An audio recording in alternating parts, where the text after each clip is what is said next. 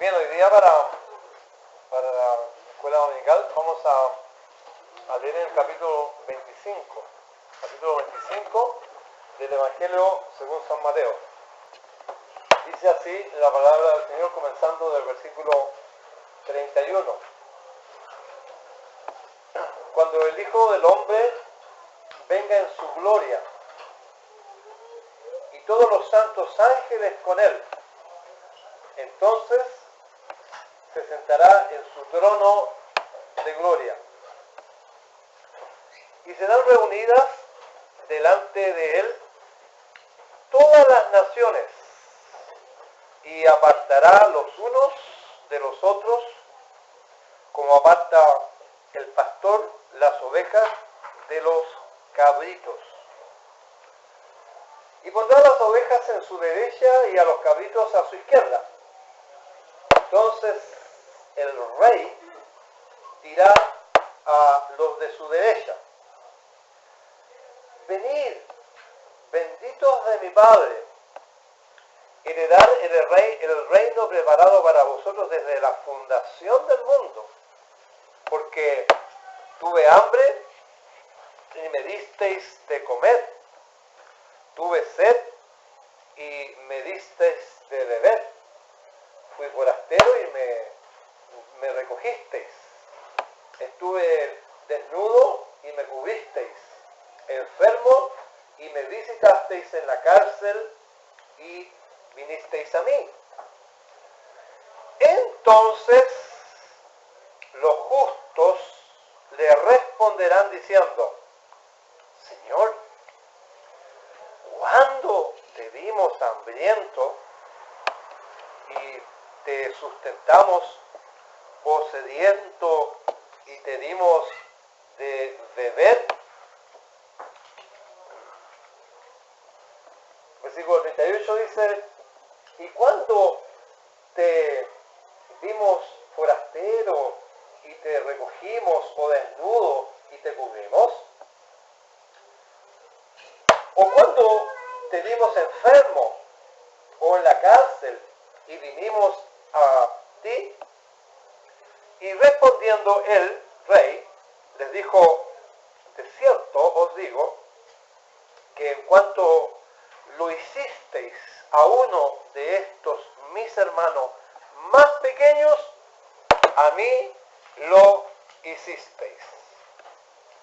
Entonces dirá también a los de la izquierda: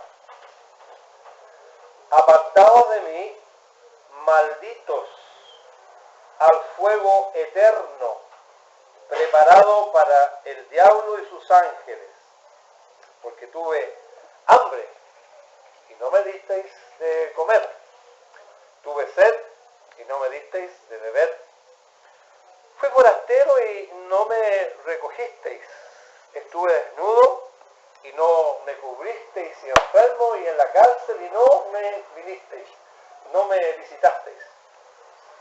Entonces también ellos le responderán diciendo: Señor, ¿cuándo te vimos hambriento, sediento, forastero, desnudo, enfermo en la cárcel y no te servimos? ¿Y no te servimos? Entonces les responderá diciendo: de cierto os digo que en cuanto no lo hicisteis a uno de estos mis pequeños, tampoco a mí lo hicisteis. E irán estos al castigo eterno y los justos a la vida eterna. Que el Señor bendiga su palabra en esta mañana.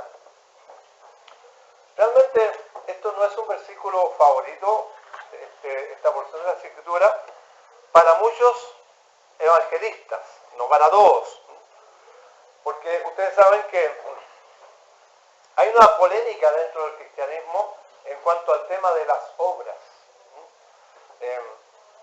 Y si se predica en los extremos, ya siempre los más radicales de los extremos son muy enfáticos e insisten mucho en una cosa y los otros insisten mucho en la otra cosa.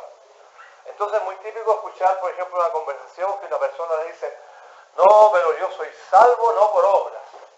Yo no hice ni una obra para salvarme. Y yo soy salvo porque Dios me salvó. Entonces el otro le dice, o sea que tú soy de los salvos siempre salvos, ¿ah? Y yo sé que usted tiene que ser salvado no haciendo nada. ¿Se han fijado que es típico esa conversación? ¿Ya? Bueno, esta porción yo diría que es como la balanza del templo, ¿no? Que pone el equilibrio entre esta gran temática del pueblo de Dios en cuanto a las obras o en cuanto a las no obras, ¿ya? Así que si nosotros examinamos esta porción de las Escrituras, creemos que es una de las más excelentes porciones para predicar un buen evangelio fidedigno. Porque esta porción nos habla inminentemente del cambio que deben tener todos los creyentes. Si nos ubicamos un poquito, vamos a ubicarnos un poquito históricamente en el tema, y nos damos cuenta que este es un tema que va a suceder en el futuro. Esto es algo que no ha sucedido todavía. Bueno, ¿por qué? Bueno, porque el Señor Jesucristo no ha venido en su gloria todavía a reinar. Todavía no se ha efectuado la segunda venida del Señor Jesucristo, y aquí se está hablando que cuando venga el Señor en su gloria con sus santos ángeles, ¿ya? Entonces es algo que va a ocurrir en el futuro, ¿ya? Y es creo que en la posición de la Biblia, en algunas Biblias dice un título, dice juicio a las naciones. Y aquí está claro que no se trata del juicio final. El juicio final está más adelante en el libro de Apocalipsis, y habla que es un gran trono blanco, y dice que estarán de pie todos los seres humanos que no se arrepintieron de sus pecados y que no aceptaron la salvación de Dios. Pero acá dice que va a ser cuando Él venga y va a traer a personas vivas. En el juicio final dice que los muertos estaban de pie delante de Dios. O sea, hubo una resurrección de muertos impíos, de muertos no arrepentidos. Y entonces Dios los juzgó. Pero aquí dice que van a venir delante de Él las naciones. Así que históricamente va a ser un día quizás no tan lejano, porque con lo que está sucediendo en el mundo, proféticamente, la venida del Señor Jesucristo está mucho más cerca de lo que el mundo cree que está. Y muchísimo más cerca de lo que muchos cristianos creen que está. La venida del Señor es muy inminente, ¿ya? Y bueno, entonces aquí ya vino el Señor, dice, y lo primero que va a hacer el Señor, según dice, va a reunir a las naciones. Va a reunir a los chinos, a los rusos. Espero que pueda reunir a algunos chilenos. ¿Y por qué digo espero? Porque en ese tiempo la población mundial va a ser diezmada, pero en una forma terrible, terrible. Solamente en 2 juicios antes de la venida del Señor Jesucristo van a morir la mitad de la humanidad. Primera vez se muere la 4ª parte, cuando viene el jinete del caballo amarillo, que es un juicio del Apocalipsis, y después cuando venga sobre eso el que quiera la 3ª parte del mundo. Si estuviéramos hablando que el Señor viniera más o menos a esta época, que se supone que hay unos 7.000 millones de personas, ya en un poquito de juicio ya habrán muerto 3.500 millones de personas. Más que todos los habitantes que hay en todo el continente americano. Por supuesto, será algo desastroso, terrible. Y bueno, esos son los tiempos que están anunciando aquí históricamente. Y de las naciones van a ser tantos los juicios que van a caer, que dice la Biblia que si los días no fueren acortados, aún los escogidos, ¿y por qué yo menciono los escogidos? Porque aquí nos encontramos con los escogidos. Los escogidos para heredar el reino preparado para ellos desde antes de la fundación del mundo. Y entonces esta gente van a entrar. Pero la Biblia dice que si los días no fueran acortados en tanta tribulación, tantos juicios que va a haber, dice, aún los escogidos podrían haber perecido.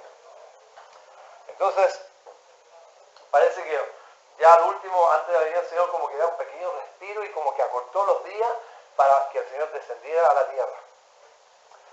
Y en ese contexto quedarán racimos, por decirlo así, escasos de habitantes en las naciones. Y quizás en una nación como China, que se dice que tiene más de 1.000 millones de habitantes, como 1 billón, van a ser poquitos chinos que van a llegar a ese final. Porque la gran cantidad de habitantes o se van a convertir, que serán millones y millones que llegarán al cielo en medio de esa gran dificultad, o personas que se irán eternamente al infierno. Acuérdense cuando viene el caballo amarillo, dice que viene la muerte, el caballo de la muerte. Y detrás de la muerte viene el Hades. Y el Hades es el infierno, el lugar donde se van las almas que no tienen a Cristo y no tienen esperanza. Bueno, hemos hablado un poquito de escatología y hasta el momento no muy complicada, sino que estamos hablando de la futura venida del Señor Jesucristo y nos encontramos aquí focalizados en un tiempo donde el Señor va a llegar y lo primero que va a hacer va a juntar a todas las naciones. No es el juicio final. El juicio final serán los muertos de pie. Aquí no, estarán las naciones, estarán gente vivos todavía, ¿ya? Y dice que los separará unos a su derecha y otros a su izquierda. Y aparentemente no va a ser tantos habitantes porque más o menos los va a poder separar, así los va a dividir físicamente. Si quisiéramos dividir a Chile, físicamente es imposible.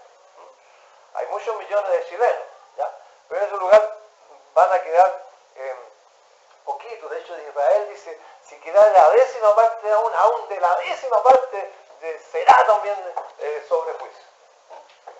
Así que nosotros no somos negativos, nosotros no andamos hablando de cosas malas, pero la Biblia dice que el juicio que viene sobre la humanidad y sobre el pecado que está cometiendo este mundo impunemente, visiblemente, desvergonzadamente, la ira de Dios ya va a descender sobre este mundo.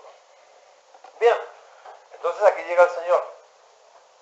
Y ustedes se pueden imaginar, estas personas como estarán, qué alivio los que creían en el Señor y esperaban al Señor, que al fin se acabaron las tribulaciones, se acabaron los juicios, se acabaron las muertes, se acabaron las persecuciones, se acabó el gobierno del anticristo. Y entonces tomará unos a la derecha y a otros a la izquierda. ¿Quiénes son los de la derecha? Dice que son las ovejitas. Y las ovejas siempre en la palabra de Dios han sido un sinónimo de creyentes. Y a su izquierda los cabritos. Los cabritos tienen patas de cabra, dicen. Bueno, de hecho se usa mucho a Satanás como un símbolo de la cabra. Se usa mucho a Satanás, ¿ya? Y serán las personas que aún a pesar de todos esos juicios, aún a pesar de toda la predicación que se hizo del Señor, aún a pesar de que hasta que ángeles predicaron, 2 grandes testigos testificaron desde Jerusalén, 144.000 misioneros hablaron del gobierno de Cristo y que Cristo volvería y no creyeron al final. Entonces ellos se van al infierno. Este es el contexto. Ahora vamos a ver por qué razón se fueron estas personas al cielo, o bueno, no al cielo, sino que entraron vivos al reino del milenio, a los 1000 años de gobierno del Señor. ¿Ya? Entonces dice que él apartó versículo 34, dice, entonces el rey dirá a los de su derecha, venid benditos de mi Padre, heredar el reino preparado para vosotros desde la fundación del mundo. Hay un reino preparado en el cual Jesucristo va a gobernar por 1000 años, desde que el mundo fue creado. Está preparado ese gobierno. Esta tierra fue preparada para ser gobernada por Cristo, no por Satanás, como está gobernada actualmente. Y el juicio por el cual envió a una gente al infierno y a otros envió al reino eterno, fue lo que dice el versículo 25, porque tuve hambre y me diste de comer, tuve sed y me diste de beber, fui forastero y me recogisteis, estuve desnudo, y etcétera, etcétera, etcétera. ¿Ya? Ahora, ¿cuál es el criterio que ocupó el Señor Jesucristo para enviar a unos al infierno, para maldecirlos, para enviarlos al castigo eterno, preparado para Satanás? ¿Cuál fue el criterio que usó? ¿Alguien me puede contestar esta pregunta sin temor? ¿Cuál fue el criterio?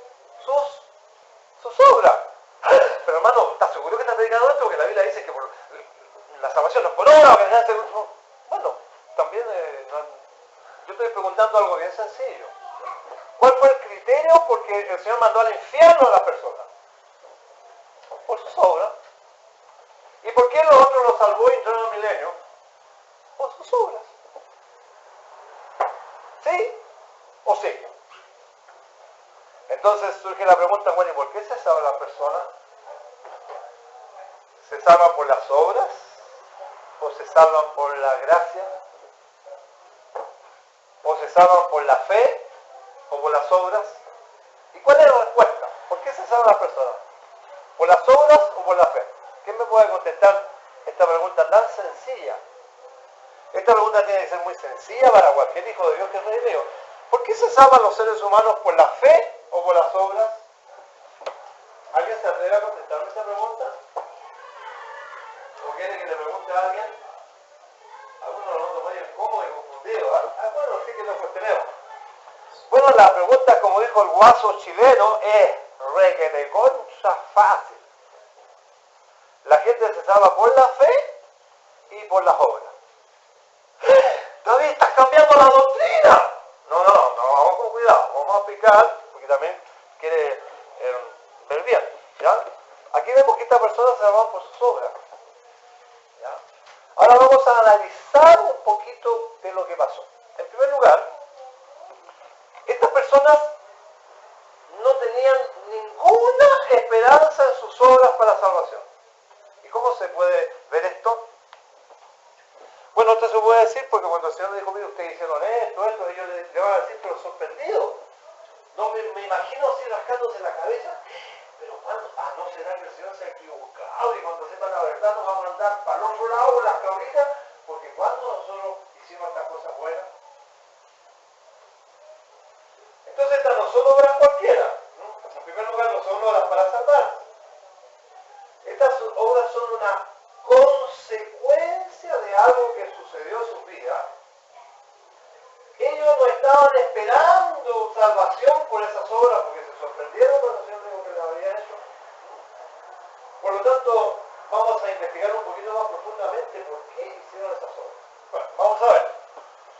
El Señor dijo, cuando ellos le preguntaron, Señor, pero ¿cuándo nosotros hicimos esto por ti? ¿Qué le dijeron a ellos? ¿Por cuánto tú lo hiciste a uno de estos? ¿Habían alguienes ahí? Porque dijo estos.